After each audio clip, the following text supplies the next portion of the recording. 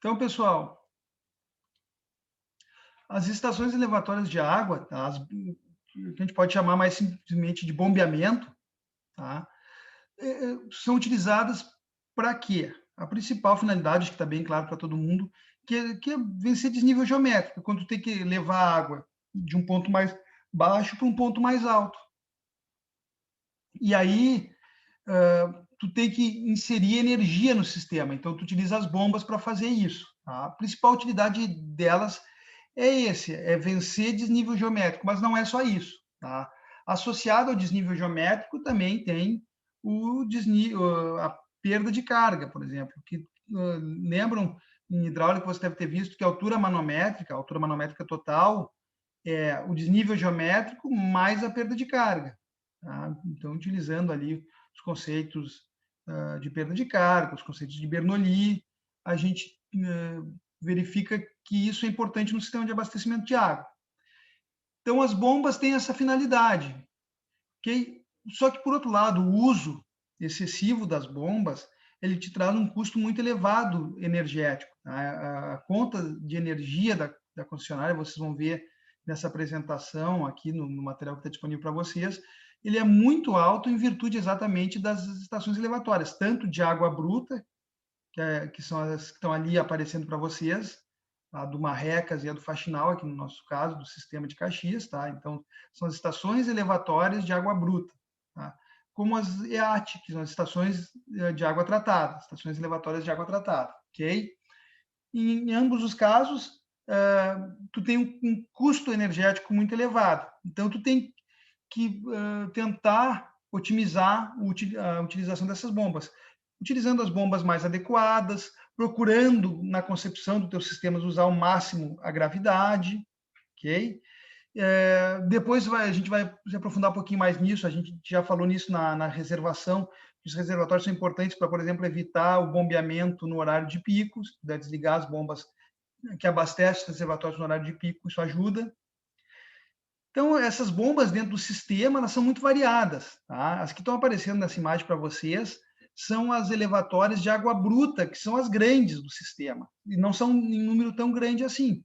São as que pegam a água do manancial, que normalmente está numa cota inferior. Né? A água, na captação de água, normalmente não é no ponto alto. A água escorre para baixo. Então, onde é que tu vai ter acúmulo de água? Nas bacias. Tá? Então, vocês estudaram isso, hidrologia, né? Os divisores de água, os talvegs. Então, onde é que acumula água? Nos pontos baixos, é natural isso, a gravidade ajuda nisso, do teu sistema, da tua bacia hidrográfica. E ali que são feitos, então, os barramentos, os próprios rios se formam ali, né? Naturalmente, e a captação, então, se dá nesses pontos baixos. Para elevar a água até a estação de tratamento de água, tu tem que usar um sistema de bombeamento. Não tem jeito. Tá? E essas são então, as grandes bombas do sistema. Esses dias falhou, teve uma manutenção na elevatória do Faxinal, ou na adutora do Faxinal, e aí nós ficamos uns dias sem água. Tá? Se essas elevatórias, o SAMAI tem sempre 3 ou 4 e 2 de reserva. Okay? São bombas muito grandes, tu não usa para outros sistemas, para outras unidades dentro do teu sistema. Tá? Depois de tratar da água, tu vai ter uma série dessas bombas, só que elas vão ser de menor vazão. Okay? Pode até vencer uma altura manométrica maior, mas a vazão delas vai ser bem menor, então vão acabar sendo bombas de menor potência, de menor envergadura. Okay? Essas que estão aparecendo aqui para vocês nessa imagem são grandes, bombas da água tratada, então com vazões maiores, para abastecer adutoras, para abastecer o sistema como um todo. Só que dentro do teu sistema, muitas vezes, tu vai ter bombas menores. Bombas, por exemplo, só para recalcar água de um reservatório, que a aula passada nós vimos também a associação de reservatórios apoiado ou enterrado com reservatório elevado. Tá? Tu constrói, tu precisa de um volume grande de reservação. Tu não vai fazer todo ele elevado, que o custo estrutural, o custo para construir um reservatório elevado é muito maior. Então, tu faz um reservatório apoiado e bombeia a água do apoiado para o elevado. Então, tu tem ali uma pequena bomba. Assim como na casa de vocês pode ter pequenas instalações de bombeamento para N usos, tá? Até para pressurizar a água. O booster tem essa finalidade dentro do sistema de abastecimento. É uma bombinha em linha, ela fica instalada na própria rede, tá? Pode ser boosters maiores, mas normalmente são menores que as estações elevatórias normais, tradicionais, tá? E eles têm a função de pressurizar a rede. Essa é outra utilidade importante das bombas, ok? Imagine o seguinte, imagine que eu estou abastecendo um bairro, foi projetado um bairro de Caxias há 20, 30 anos atrás, ok? A adutora que leva água até esse bairro, abastecendo ele direto em reservatório, foi projetada para uma condição de abastecimento para uma população. E essa população duplicou ao longo do tempo, ok? O que acontece? Muitas vezes, para o SAMAI fazer uma nova adutora, é uma obra grande, é uma obra que vai trazer transtornos para a população, tá? Então, isso demora para acontecer. O SAMAI, para fazer uma troca de adutora, além de ser uma obra cara, é uma obra bastante desgastante do aspecto de gestão pública. Então, que alternativas a concessionária tem? Porque o que houve? Se aumentou a vazão, equação da continuidade, aumentou a velocidade do escoamento. Aumentando a velocidade do escoamento, aumenta a perda de carga. Tá? Então, lá quando ela foi originalmente projetada, essa adutora, ela talvez até trabalhasse por gravidade. Atendia, ali tinha cota favorável, só que com o aumento da população, foi aumentando a vazão, aumentou a velocidade e, por consequência, aumentou a perda de carga. Essa perda de carga aumentou a tal ponto que o abastecimento começou a se tornar falho. Ou não atendia as normas, não atendia aqueles 100 kPa, os 10 metros por coluna d'água de pressão mínima, ou falhava mesmo o sistema de abastecimento, tá? Vinha com vazão insuficiente e com pouca pressão de água.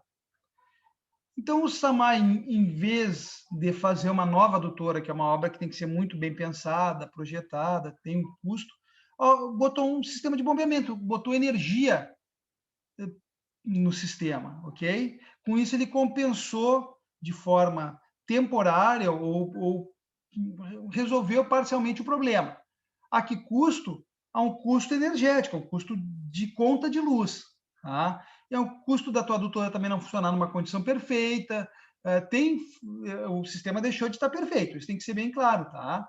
Mas é uma alternativa viável que tu pode adotar e que tu não vai conseguir fazer essas obras o tempo inteiro à medida que a população vai crescendo, tá? Então, tu pode até ter um planejamento urbano, mas pode ser que a cidade não cumpra esse planejamento, por N motivos, tá? Por isso, o sistema de abastecimento ele tem que estar tão linkado à questão de planejamento urbano. Okay? Qualquer dos sistemas, sistema de abastecimento de água, tratamento sanitário, drenagem, tá? Eles têm que estar bastante relacionados ao planejamento urbano, mas isso muitas vezes não acontece, por N motivos. E aí tu tem que fazer adaptações. Então, a bomba, as elevatórias também têm essa finalidade no sistema, compensar eventuais aumentos de demanda que fazem com que o teu sistema comece a falhar, tá? Porque aumenta a perda de carga, porque a vazão já não é mais suficiente do teu sistema, então tu vai compensando com bombas, tá? Pessoal, qualquer dúvida me interrompa. Então tá aqui o conceito, ok, pessoal? Isso aqui vocês vão estar no vídeo, depois eu explico para vocês, mas é basicamente a leitura desse material ali, vai explicar. A norma de referência é a 12.214, eu não atualizei tudo, porque ela foi atualizada agora em julho desse ano, tá? Então, eu ainda estou seguindo alguns conceitos é a mesma norma, 12.214, só que acho que versão de 94, que não me lembro bem a norma, o ano da norma, da versão anterior, que é a mesma norma, tá? Então, aqui, do que está escrito ali, eu só queria trazer o conceito ali de que é um conjunto de obras e equipamentos destinados a recalcar a água para a unidade seguinte. Na realidade, em alguns casos, principalmente quando a bomba trabalha não afogada, além de recalcar, ela tem que succionar a água do poço até ela mesma. Então, ela faz sucção e recalque. Mas o objetivo mesmo é o recalque, tá? Enviar ela para o ponto a ser abastecido, por exemplo, do reservatório inferior para o superior, para um sistema de abastecimento, para o que for, ok? E ali embaixo também o que eu já comentei com vocês, mas eu acho que vale ressaltar. A maioria dos sistemas de abastecimento nos dias atuais possuem vários conjuntos de bombas, principalmente para o sistema de abastecimento de água tratada. Menores que aquelas bombas de água bruta, mas em maior quantidade, porque o teu sistema vai crescendo, porque de repente tu tem que botar uma pequena bomba para abastecer um pequeno bairro que está num ponto muito alto, tá? Poucas casas, aí tu pode usar um booster, por exemplo, ok? Então, tu acaba tendo várias bombas e elas têm que ser bem pensadas para que o teu sistema funcione de uma forma inteligente, que reduza também o risco de vazamentos, tá? Que tu não tenha um gasto energético desnecessário. Vou dar um exemplo para vocês. Vocês bombeiam água para um local e depois desse ponto ele vai para um local mais baixo e aí tu vai botar uma válvula redutora de pressão, tá? Então veja, tu está botando energia para bombear a água para, sei lá, 500 pessoas e depois tem um bairro de 10 mil pessoas abaixo que a água é abastecida por ali. Então, veja, tu vai botar uma vazão para 10.500 pessoas, enquanto na realidade só precisava bombear para 500. As outras 10 mil poderiam ser abastecidas por gravidade. Tá? Então, isso é um custo energético desnecessário. Entende? Então, qual é a solução no caso desse? Talvez tu tenha que separar os sistemas. Aquele sistema que precisa de bomba no bairro mais alto, mais afastado, vai ser atendido por uma bomba, tá, para 500 pessoas, uma vazão de 500 pessoas, e aquele outro sistema a gente faz um adutor específico por gravidade para atender 10 mil pessoas. Aí tu não vai, teu gasto energético vai diminuir muito, ok? Então, quando a gente pensa no sistema de abastecimento, a gente tem que levar isso em consideração. Não é só ir emendando pontos que aí a gente vai ter um sistema falho e custoso, com gastos bem maiores de manutenção, de conta de luz, de perda de água. Tá? Por outro lado, tá, pessoal, então, aqui até fala, né, nessa lâmina aqui, fala das desvantagens do uso de bomba, melhora o sistema por gravidade, indiscutivelmente. Tá? Leiam o que está ali escrito, que vocês vão ver algumas dos prejuízos do uso das bombas, mas em alguns casos, como é o caso da nossa cidade de Caxias, não se torna viável tu não ter bombas, tu é obrigado a ter, tu pode trabalhar com elas inteligentemente.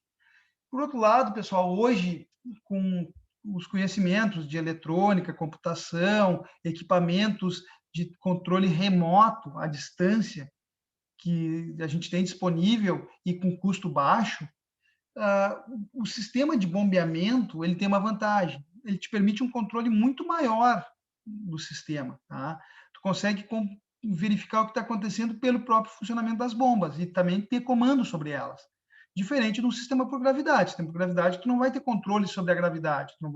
Tu vai controlar a abertura e fechamento de válvula, vai controlar reservatório, mas tu não vai poder controlar fluxo, não vai poder controlar potência. E isso, hoje em dia, tu pode fazer com bomba, com uso, por exemplo, de um equipamento que se chama inversor de frequência, que permite tu determinar a corrente elétrica que vai para essa bomba. Tu pode determinar o funcionamento dessa bomba. Claro que o uso da bomba fora da curva ideal dela diminui a eficiência dela, mas é uma alternativa. Tá? Aqui são alguns valores, ok? Só para a gente ter uma ideia, ali no texto em azul, ok? São informações que eu peguei da escola de engenharia, do material da escola de engenharia de Lorena, que é da USP, tá? Falando de valores lá de 2013 da Sabesp. Então vejam que a Sabesp, no ano de 2013, gastou 584,5 milhões com energia. Tá? Ela representa 1,76% do consumo de energia produzido no estado de São Paulo. 1,76% é só para o abastecimento de água, esgotamento sanitário, é só para o consumo da concessionária de energia, de abastecimento de saneamento. Ok? Então, aqui no Rio Grande do Sul, a conta de luz da Corsã é a maior conta de luz do estado. E 90% está ali escrito ali em cima, ó, 90% das despesas com energia vem das elevatórias do sistema de abastecimento. Tá? Então, as estações elevatórias de água representam 90% do gasto de energia elétrica da tua concessionária. Por isso que é importante a gente pensar bem e usar de forma correta as estações elevatórias dentro do teu sistema. Aqui algumas reduções de custos que a gente pode fazer, tá? Aqui a gente vai, depois, nos nossos exercícios, pensar, entender melhor, é a redução da altura manométrica, tá? A altura manométrica, como eu disse para vocês, é composta pela altura geométrica e pelas perdas de carga, ok? Então, se eu puder reduzir a altura geométrica, isso é projeto, tá? Diminuir a diferença de cota entre o ponto a ser o ponto de captação e o ponto a ser abastecido, melhor, mas isso nem sempre é possível, tá? E a redução das perdas de carga, essa é manutenção também. Esse é projeto, mas a manutenção projeto, lembra que a gente conversou sobre o tamanho, o diâmetro de uma adutora, tá? Quando a gente viu projeto de adutora por recalque. Quando a adutora é por recalque, a gente tem que estudar o diâmetro dela, é uma questão financeira. Maior diâmetro, mais custo de implantação, mas menor custo energético de diminuir a perda de carga. Menor diâmetro, o custo da obra fica mais barato, o custo da implantação dela fica mais barato, mas ao longo do tempo tu vai ter mais gastos com a perda de carga, porque vai te aumentar a altura manométrica, ou seja, tu vai ter que aumentar a potência da bomba. Okay? Além disso, quando eu falo em manutenção, por quê? Porque as tubulações, ao longo do tempo, elas vão diminuindo a capacidade de escoamento delas, vão aumentando o atrito, elas vão se tornando mais rugosas. Tá? Então, vai aumentando a perda de carga. Então, o coeficiente Raso-Williams vai diminuindo de valor. Okay? Se vocês pegarem ali o livro do Azevedo Neto, ou algum outro livro de hidráulica, vocês vão ver que qual é o coeficiente de perda de carga. Pode ser pela fórmula universal, pode ser por Raso-Williams. Vocês vão ver que para um PVC, por exemplo, novo, um PVC de 20 anos, há um aumento na perda de carga, ou seja, uma diminuição no valor do coeficiente com o passar dos anos. Okay? Então, a troca e manutenção dessas tubulações ajuda nesse aspecto. Uma tubulação muito velha, muitas vezes, tu requer um maior esforço da bomba, por causa da perda de carga. Ali no quadro abaixo, então, redução no volume de água a ser bombeada. Aí é o controle de perdas, tá? Diminuir as perdas físicas, principalmente, e também a conscientização da população com o uso racional da água. Tá? Que isso é meio relativo, porque, por outro lado, o uso racional da água é importante no aspecto ambiental, por outro lado, reduz a arrecadação da concessionária. Então, muitas vezes, a concessionária não é tão interessada assim nesse uso racional da água, para que as pessoas consumam água, até porque, não sei se você sabe, o metro cúbico da água, à medida que vai aumentando o teu consumo, ele vai se tornando mais caro. Okay? Ele tem uma escala, até, não sei os parâmetros, mas digamos que até, com consumo até 10 metros cúbicos mensal, tu paga 3, 10, 5 reais o metro cúbico, sei lá.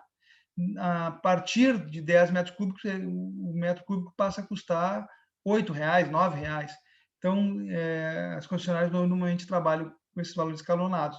Quanto maior o consumo, mais caro vai sendo o custo do metro cúbico, por metro cúbico. Aumento no rendimento de motores e bombas, então aí a seleção da bomba adequada e com rendimento elevado, a gente vai fazer um exercício sobre isso, tá? E o bomba operando próximo ao rendimento máximo. Então, aqui o uso do inversor de frequência também pode ajudar, tá? Ali estava falado na redução de altura manométrica nos variadores de rotação. Tá? O mais utilizado é o inversor de frequência.